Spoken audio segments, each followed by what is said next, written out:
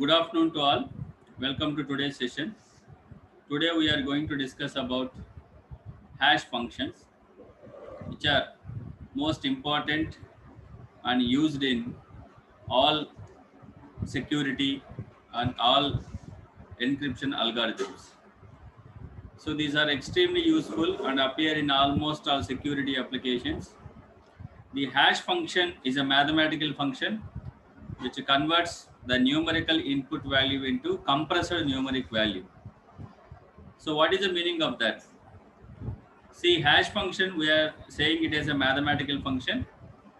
It takes numerical input value. It means of a size, say for example, 100 bits. For example, I am telling you, or 128 bits. Okay. And it will give another compressed numeric value. It means maybe it has taken the input 128 bits, but it can give only 64-bit output. So when it is providing only 64-bit output, what does it mean? It is compressing the data. Is it clear? So the input to the hash function is an arbitrary length, but the output is always fixed. So when it is fixed with some bits, some number of bits, and it is fixed. So the input may be vary. Vary means you can take different sizes of inputs, but the output is with a fixed length. The values which are returned by the hash function are called message digest. See, after performing the hash function, what are the values we are getting? We call them as a message digest, or we simply call them as a hash values after performing the hash function. Let us see the following picture. See here, we are giving the message m of an arbitrary length. Arbitrary length means I told you it may be of n number of bit size. But after performing the hash function, we are getting the hash value h. It is a fixed length. Okay. And now, what are the features of these hash functions? So here we have two features. One is fixed length operation, and the second one is efficiency operation. So what is the fixed length of what is the fixed length output? See, I told you it takes the arbitrary length of input and it will provide the fixed length output that we called as a message digest or hash value. So here it converts the data. That process we referred as a hashing the data. That process when it is that arbitrary length is converted to fixed length, that process we call it as, or we refer it as hashing the data. See, the hash is a much smaller in size compared to the input data. So hence, hash functions are sometimes called as compression functions. What we call them? Compression functions. And see, it is a smaller representation of the larger data. It is also referred as digest. We can also tell it as a digest. So after performing the hash function, we will get n number of bits output. The output with n number of bits, that can be referred as a n bit hash function. Okay. So more popular hash function generates the values between 160 to 512. So the output is 160. I mean the message digest is 160, or it may be 512, or it may be in between some range. Okay. And the next feature, the second feature, efficiency of operation. So here it performs the operations very quick, very fast operation. I mean, the execution is very fast. Okay, it is much faster than the symmetric encryption. So these are the two features available in hash functions. And let us see what are the properties of hash functions. So here we have three properties. One is pre-image resistance, and next one is second pre-image resistant, and third one is collision resistance. And let us see the first one. What is pre-image resistance? See, if a hash function h produce a value z, okay, so you have a function h that produces the value z after the operation. So then it should be difficult to process to find any input value x that hashes to z. See here, you have a hash function, you got the value, I mean output as a z, but for to get that output we must know what is the input, right? So even this property says that this property protects against an attacker who only has a hash value. Say for example, they attack the hash value, they are having the hash value, but they are trying to find the input. See here, and is trying to find the input, but it is difficult here, they cannot find the input value. That is pre-image resistance. Next one is second pre-image resistance. Here what is this second pre-image resistance means? If a hash function h is there for an input x, so here we are representing input also, which produces hash value h of x, then it should be difficult to find any other input value y such that h of y is equal to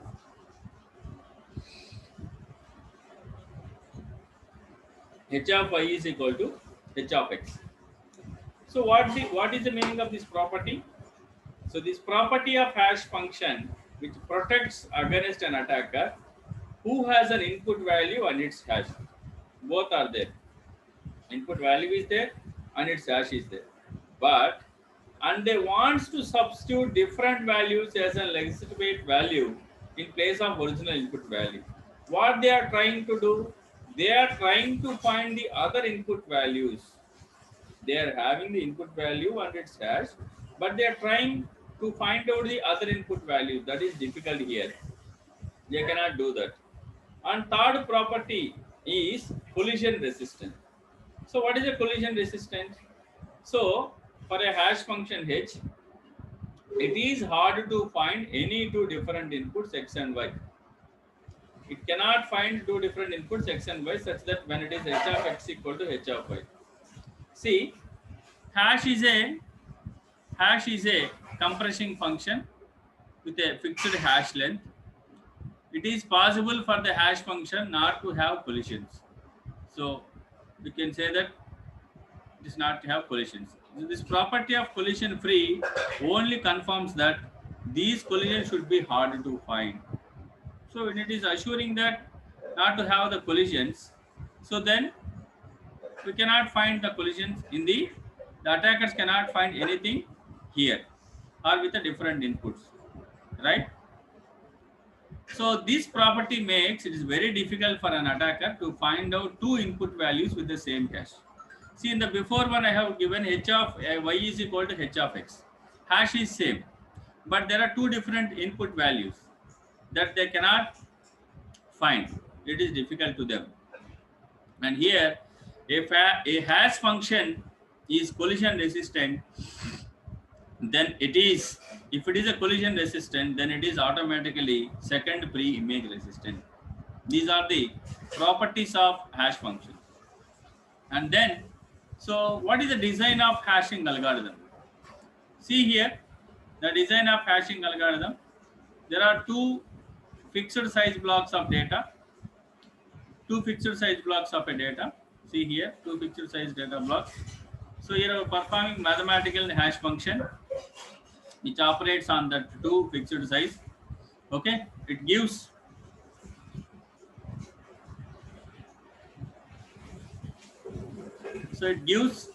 hash value after processing it.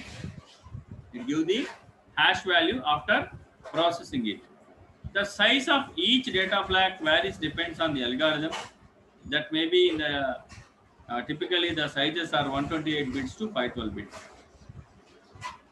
This is what the structure. Right. Let us discuss the popular hash functions here. So here it was mentioned four algorithms. These are the popular hash function algorithms: message digest, secure hash function, write MD, wall pool. These are the four.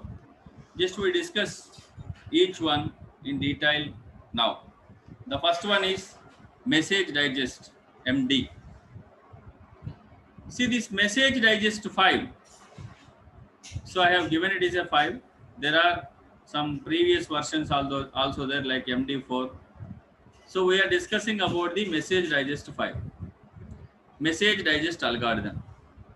So this message digest algorithm will give the output. The fixed size of output is 128 bits. So the 128-bit message digest developed by Ron Rivest. It was developed by the Ron Rivest. So it takes the input a different arbitrary length. Here it will take 512 bits of the input and it provides 128-bit message as an output. Okay. So let us see the steps how the message digest algorithm works, how it processes. See the first one, you can observe this diagram carefully. This is the message. After the message, here we have the padding. In this padding, it was mentioned 1, 0, 0 up to so on 0. This one. Okay. And here we are performing the padding. It is in the brackets 1 to 512. 1 to 512. Right. See what we are doing. What is the step 1? Step 1 is append padding bits. Append padding bits. This is what? Append padding bits. Means append means add. See what do you mean by append padding bits is the message is padded to make the length of message is 448 mod 512. See this, the message size is 448 bits. If you perform 448 mod 512, how much you will get? The balance is 64. That 64 bits is padded with 448 bits and convert into multiple of 512. So we add the remaining and we make it as a multiple of 512. Okay, so here it is performed. Padding is performed. The padding message consisting of a single 1 bit followed by 0 bits. I have mentioned here. A single 1 bit and the followed by 0 bits. See the length of padding bits in between 1 to 512. See this. The padding bits is between 1 to 512. Why we are doing this? To make the message as a multiple of 512. To make the message as a multiple of 512. Okay, that is the first step. The first step is append padding bits. Right. Second step, append length. So this is k mod 2 power 64. We are appending the message length. See the 64 bit of original message is appended to the result of the above step 1. See here we are adding the message length of 64 bit size. It is appended such that see here we will add with the least significant to most significant bytes. So after adding this, it will provide the final output. The output of step 2 is yields a message of integer multiple 512. See here y0, y1 up to so on, yq up to so on, yl minus 1. Each one is with a 512 bits. After the step 2, this complete message is given like this. So here it is mentioned M0, M1, MQ or ML minus 1. You can represent with any character. Here in the diagram it is given Y and here it is given as a M, nothing issue. The total length of expanded message is L into 512. L is the total message.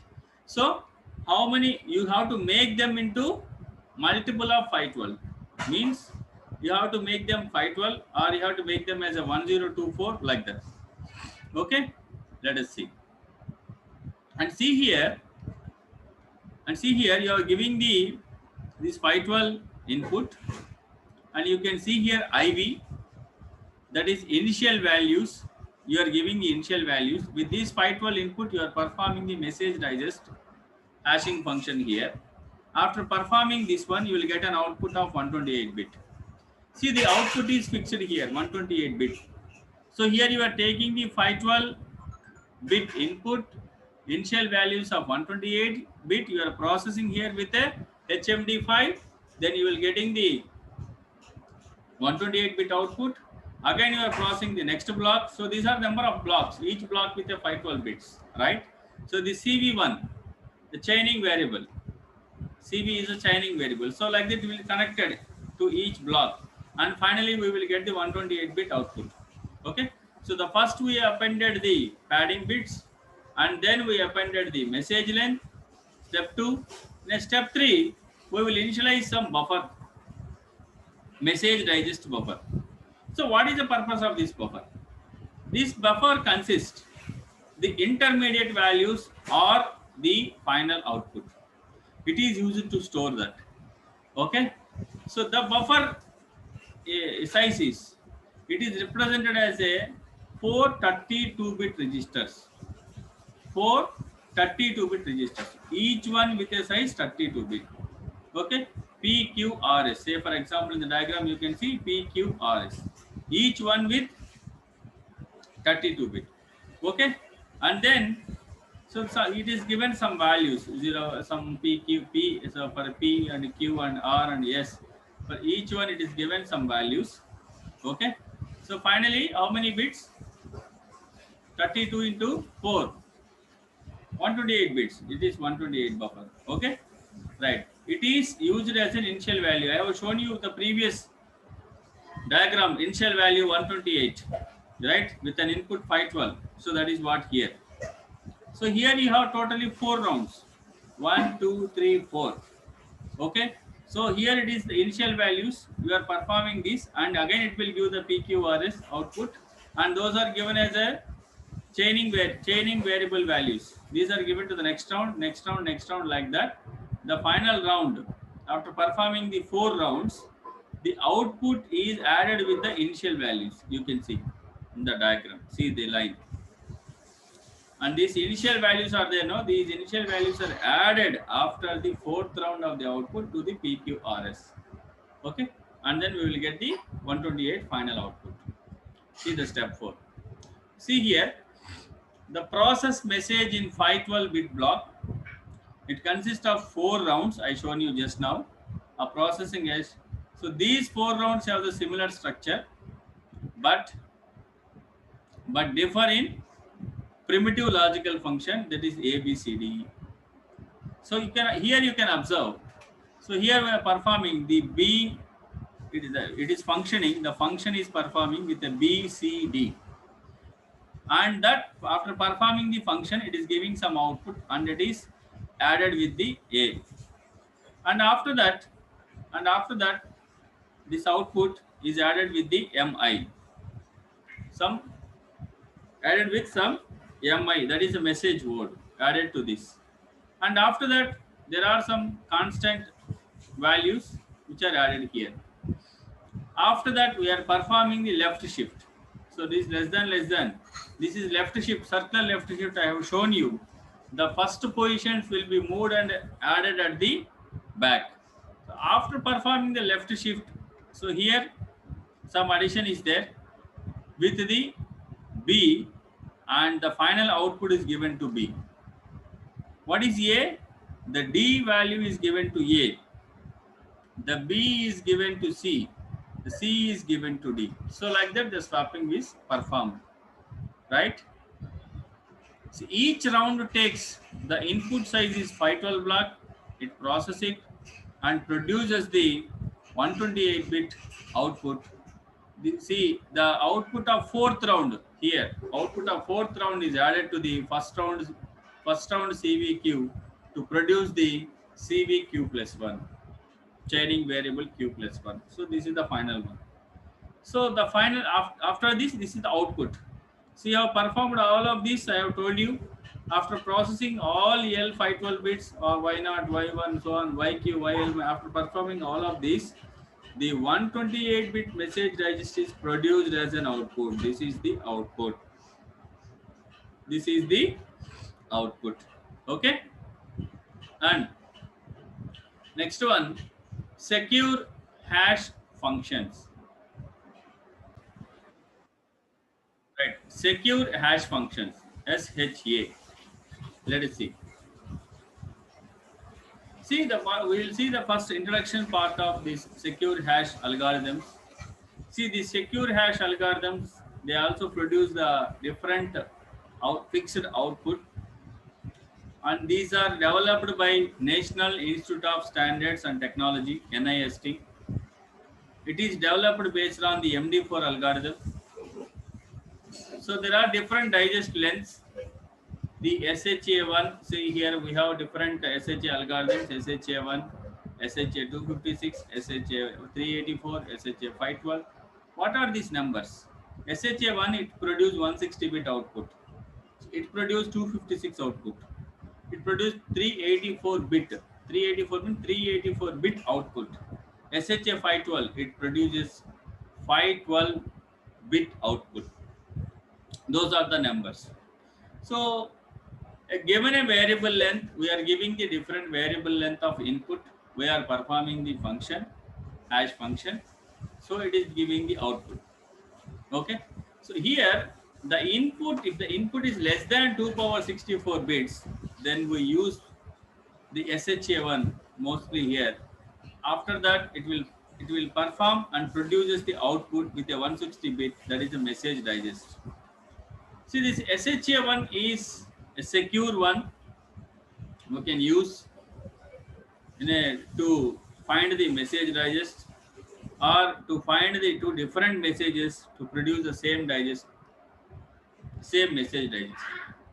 So these are that SHA is useful, and most commonly used hash functions in SHA is SHA1, because in networking these secure socket layers, transport layers, transport layer security, pretty good privacy, SSHB, secure shell. So like this we have MIME, mail communication, IP security. So all of these used for the security and authentication. This SHA is used in this.